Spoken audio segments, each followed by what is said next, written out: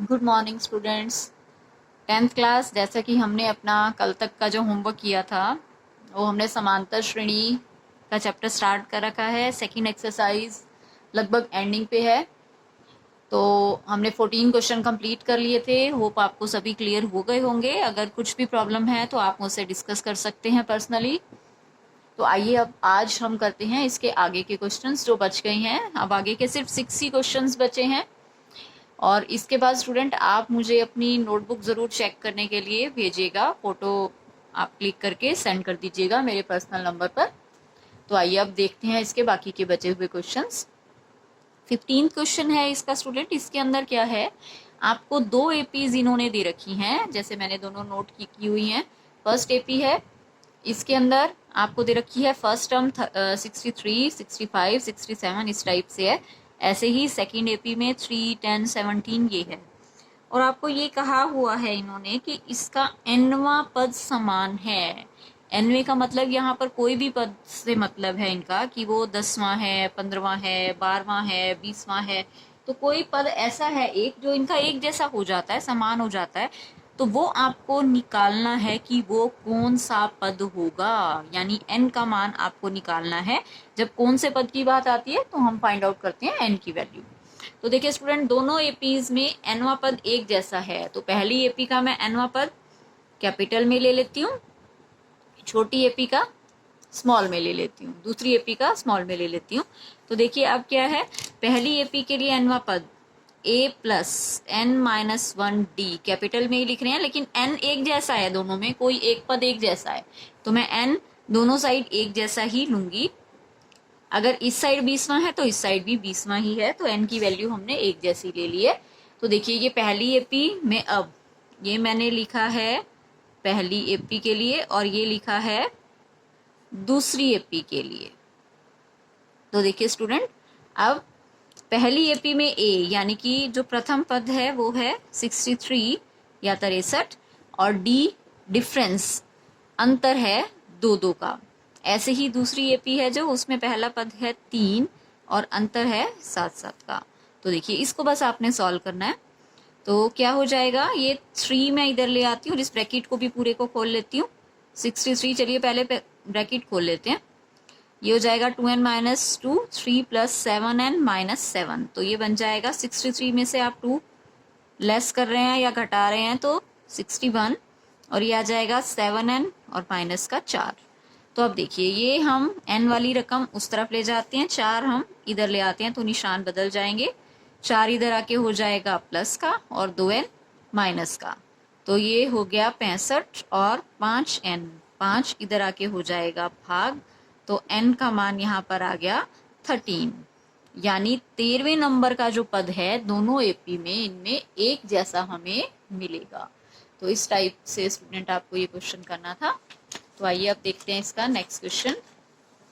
Next question में क्या है, आपको एपी ज्ञात करनी है और एपी के अंदर हमें क्या दे रखा है कि उसका तीसरा पद तो है 16 के बराबर और 7वां पद 5वें से 12 अधिक है। तो देखिए स्टूडेंट, इन दोनों ही चीजों से हम दो समीकरण बनाएंगे। जो आपको दो चीजें दे रखी हैं, पहले आपको जैसे दे रखा है इसका तीसरा पद, तीसरे पद को आप लिख सकते हैं a प्लस 2d बराबर है 16। ये बन गया पहला समीकरण। ऐसे ही अब आप करेंगे दूसरे को सॉल्व। तो दूसरे में देखिए सातवां पद, सातवें पद को हम लिख सकते हैं a प्लस 6d, पांचवा पद a प्लस 4d और 12 ऐसे का ऐसे। तो देखिए अब आप क्या करेंगे, इनको हम दोनों को एक तरफ ले आते हैं। तो इधर ले आने के बाद निशान बदल जाएंगे दोनों के। a से a कैंसिल हो गया, एक प्लस का था एक माइनस का। 2d बराबर है 12, d बराबर है 6। तो अब d का मान आप इसके अंदर रख सकते हैं पहले वाले समीकरण में। तो ये हो जाएगा 2 गुणा 6 और बराबर है 12। a बराबर 16, तो 16 माइनस 12 हो जाएगा, तो a हो गया 4। अब हमारा यहाँ पर a आ चुका है, d आ चुका है। तो एपी आप इजीली निकाल सकते हैं। एपी का प्रथम पद हमें मालूम है 4 है। अब 6 का अंतर है तो आप 6 जोड़ते जाइए। ये हो जाएगा नेक्स्ट 10, फिर इससे नेक्स्ट 6 और जोड़ देंगे 16, इससे नेक्स्ट 6 और जोड़ देंगे तो ये बन जाएगा 22। तो इस तरह से ये हमारी एपी आ चुकी है। अब देखिए ये स्टूडेंट, अब नेक्स्ट क्वेश्चन है एक 17। ये कई बार स्टूडेंट को थोड़ा सा टफ लग सकता है, क्योंकि आपको इसमें क्या करना है, 20वां पद निकालना है, लेकिन 20वां पद स्टार्टिंग से नहीं निकालना है। जो हम फार्मूला अब तक करते आ रहे हैं ये हम शुरू से देखते हैं जो एपी होती है, लेकिन इन्होंने ये बोला कि पीछे से देखने हैं आपको। 20वां पद देखना है कि कौन सा होगा, अंतिम से 20वां पद। तो देखिए आप स्टूडेंट इसको पहले कैसे करेंगे। देखिए अगर मैं देखती हूँ स्टार्टिंग से, आपको इसमें ए गिवन है 3 और डी अगर हम देखें, अगर इनका अंतर निकालें तो ये हो जाएगा 5। तो देखिए मैं थोड़ा सा, देखिए इसको अब इस तरह से लिख रही हूँ, 5-5 के अंतर पर हैं तो 253। इससे पहले 5 पहले हमारा क्या हो जाएगा, 248। तो अब देखिए मैं इसको, इस वाली सीक्वेंस को या एपी को मैं अंतिम से निकालना है, तो अंतिम से निकालने के लिए मैं इस तरह से लिख लेती हूँ। देखिए जो मैंने गिफ्ट से स्टार्टिंग वाली टर्म है ये सबसे पीछे लिख दी, फिर 3, 8, 13 और ये वाली मैंने आगे लिख दी है। तो अंतिम से अब निकालने का मतलब ये है कि अब आपको स्टार्टिंग से ही देखना पड़ेगा। ठीक है, तो ये स्टूडेंट काफी इजी मेथड रहेगा आपके लिए। अब आप इसमें देखिए, अब मैं कैपिटल में लिख देती हूँ क्योंकि स्मॉल मैंने पहले यूज किया हुआ है। तो ए है 253, डी इनका अंतर हो जाएगा आपकी बार, सेकेंड में से फर्स्ट आप माइनस करेंगे, ये आ जाएगा -5। पहले सिंपल 5 था, अब -5 बन जाएगा। और n का मान आपको रखना है इसमें 20, 20वां पद क्योंकि निकाल रहे हैं। अभी मैंने अंतिम से इस तरह से पहले लिख ली है। तो 20वें पद के लिए क्या फार्मूला होगा, A20 A + 19 D। अब आपको सिर्फ A और D का मान यहाँ पर रखना है, जो कि है 253 और 19 × -5। तो 253 और इसमें से 95 आपको करना है लेस। तो देखिए हो जाएगा 13 में से 5 8, एक हमने कैरी लिया है तो 14 में से 9 गया 5, यानी ये आ गया 158। ठीक है स्टूडेंट, तो अब आपका ये जो पद निकला है ये अंतिम से ही हमारा निकला है 20वां पद। अब आइए देखते हैं आगे के क्वेश्चंस।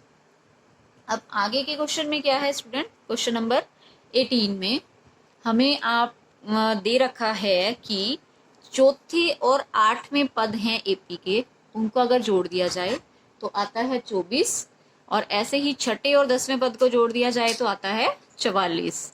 और आपको क्या करना है, इसके प्रथम 3 पद निकालने हैं। अब आप किस तरह से करेंगे इसको किस तरह से करेंगे, अब हम इसके समीकरण बना लेंगे।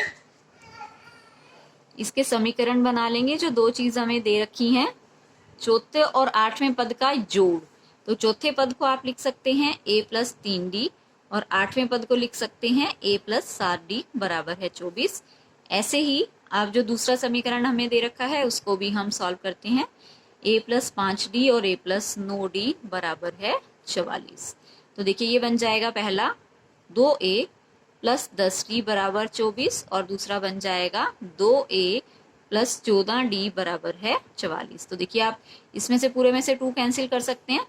तो फर्स्ट जो हमारा बन जाएगा पहला जो समीकरण a + 5d बराबर 12 और दूसरा हो जाएगा a + 7d बराबर 22। तो स्टूडेंट बस आपको इसको सॉल्व करना है, जो कि मैं पहले आपको सिखा चुकी हूँ।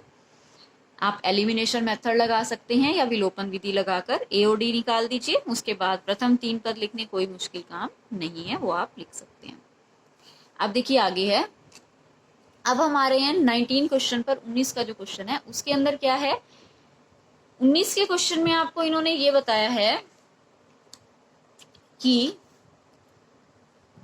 एक आदमी है, सुब्बा राव नाम का है, उसने कुछ बचत करनी शुरू की है और सन 1995 में उसने बचत लगा लो या उसकी इनकम लगा लो, जब उसने नौकरी स्टार्ट की थी तो 5,000 रुपये में से उसकी नौकरी शुरू हुई थी।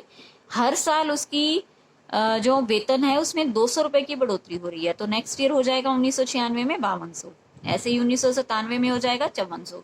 तो एक टाइम ऐसा आ रहा है जब उसका वेतन बढ़कर हो गया है 7,000 रुपए। तो ये कौन से सन में होगा या कितने साल के बाद होगा, ये आपको निकालना है। तो ये जो इन्होंने देखिए स्टूडेंट ये दे रखा है, ये nth टर्म दे रखी है या लास्ट टर्म आपको दे रखी है, तो ये तो हो जाएगा an। तो कितने साल का मतलब आप निकालेंगे n की वैल्यू। और ये फर्स्ट टर्म या प्रथम पद हमें जो दे रखा है वो है 5,000 और डी का मान है 200। तो nth टर्म के लिए फार्मूला आपको मालूम है a plus n minus 1d, और जो कि आपको मालूम है nth टर्म है 7000। तो a का मान हम यहाँ रख देते हैं 5000, n एज इट इज, और d है हमारा 200। इसको आप सॉल्व करेंगे तो ये क्या आ जाएगा, n माइनस 1 इंटू 200, और ये 5000 उधर चला जाएगा तो उधर जाके माइनस। अब ये 200 इधर जाके हो जाएगा भाग, तो ये आ गया 10। तो n का मान हमारा आ गया 10 और 1 11, यानी कि 11 साल के बाद उसका वेतन बढ़कर हो जाएगा 7000।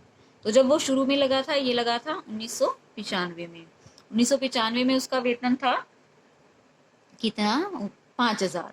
तो अब 11वें साल में जाकर, ये था पहला, दूसरा, पहले साल में हमने क्या लिया है, 5000 लिया है। तो अब 11 साल के बाद हो जाएगा कितना, मतलब ये 11वें नंबर पर आ रहा है, ये जो टर्म है ये 11वें नंबर पर आ रही है, ये है पहला, दूसरा, यानी आपको ये 11वें नंबर पर आ रही है। तो 10 टर्म और जोड़नी है इसके अंदर। 1995 में 10 और जोड़ दें तो यानी ये बन जाएगा 2005। 10 साल बाद, यानी 11वें साल में जाकर, 11वें साल में जाकर यानी 10 साल के बाद उसका हो जाएगा 7000 रुपये वेतन, 11वें साल में, तो 10 साल बाद। ठीक है, तो ये हो जाएगा सन 2005। सन 2005 में उसका वेतन 7000 रुपये हो गया है। तो इस तरह से आपको ये करना था। अब देखिए नेक्स्ट लास्ट क्वेश्चन है इसका। तो उसमें क्या है, लास्ट क्वेश्चन में, लास्ट में अब आपको क्या कह रखा है, ये भी काफी इजी क्वेश्चन है, आप अगर थोड़ा सा ध्यान से पढ़ें तो कर सकते हैं। अब शुरू में कोई भी स्टूडेंट लगा लो या कोई लगा लो कि वो क्या है, प्रथम सप्ताह में सेविंग हो रही है या बचत कर रहे हैं 50 रुपए की, और फिर उसके बाद धीरे धीरे उसमें बढ़ोतरी कर रहे हैं 17.5 रुपए, बढ़ते जा रहे हैं, बढ़ते जा रहे हैं, और ऐसे ही लास्ट में आकर टोटल जो हमारी बचत हो जाती है, एनवां पद बन जाता है, वो हो जाता है 207 रुपए और 50 पैसे। तो आपको फिर से निकालना है कि ये कौन से सप्ताह में जाकर इतनी बचत हो जाएगी। तो बिल्कुल जो अभी हमने क्वेश्चन किया था, ए हो गया इसमें 50, डी अंतर हमें दे रखा है 17.5 रुपए का, और nth टर्म है या nवां पद आपको दे रखा है 207 रुपए 50 पैसे। तो इसमें आपको n फाइंड आउट करना है कि कौन से सप्ताह में जाके ये बचत हो जाएगी इतनी। तो बिल्कुल एज इट इज जैसे अभी आपने किया था, nth टर्म का फार्मूला हम अप्लाई कर लेते हैं, a plus n minus 1 into D, ये आ जाएगा। तो a की वैल्यू है 50, d की वैल्यू है हमारे पास 17.5, 207 रुपए 50 पैसे। ये 50 उधर जाके हो जाएगा माइनस, तो 207 में से आप 50 कर देंगे लेस, 50 पैसे एज इट इज आ जाएगा, और ये हमारा बन जाएगा 157 रुपए 50 पैसे।